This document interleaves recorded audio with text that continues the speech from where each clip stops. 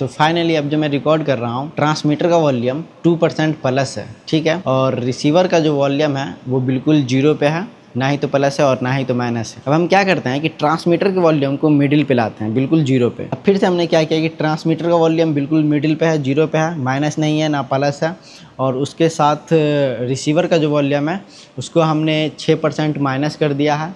और लो cut filter नहीं लगा हुआ है, नॉइस डिडक्शन लगा हुआ है। और नॉइस डिडक्शन लगने के साथ 32 बिट फ्लो लगा हुआ है। अब 3 कैटेगरी में हमने कर लिया। ट्रांसमीटर का वॉल्यूम मिडिल पे रखने के बाद 3 कैटेगरी हमने रिसीवर से ट्राई कर लिया। एक बार रिसीवर को मिडिल क्लास पे रख के, और एक बार रिसीवर को बढ़ा करके, और एक बार रिसीवर को माइनस करके।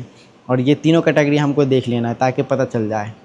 अब हमने क्या किया कि ट्रांसमीटर का जो वॉल्यूम है वो सेम टू सेम है। ट्रांसमीटर के वॉल्यूम में हमने बिल्कुल नहीं छेड़ा है। ट्रांसमीटर का वॉल्यूम जीरो पे है, ना ही तो प्लस है ना ही तो माइनस है, ठीक है।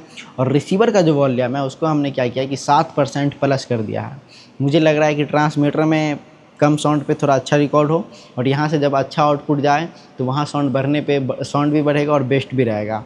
तो रिसीवर का वॉल्यूम को मैंने 7% बढ़ा दिया। और नॉइस डिडक्शन मेरा ऑन है, और नॉइस डिडक्शन ऑन होने के साथ मेरा जो नॉइस डिडक्शन ऑन होने के साथ 32 बिट फ्लो ऑन है।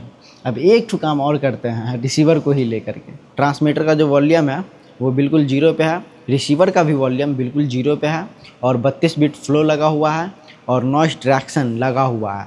अब फिर थोड़ा सा चेंजिंग करते हैं रिसीवर में। तो फाइनली अब जो मैं रिकॉर्ड कर रहा हूँ, ट्रांसमीटर का वॉल्यूम 2% प्लस है, और रिसीवर का जो वॉल्यूम है वो बिल्कुल जीरो पे है, ना ही तो प्लस है और ना ही तो माइनस है। अब हम क्या करते हैं कि ट्रांसमीटर के वॉल्यूम को मिडिल पे लाते हैं, बिल्कुल जीरो पे।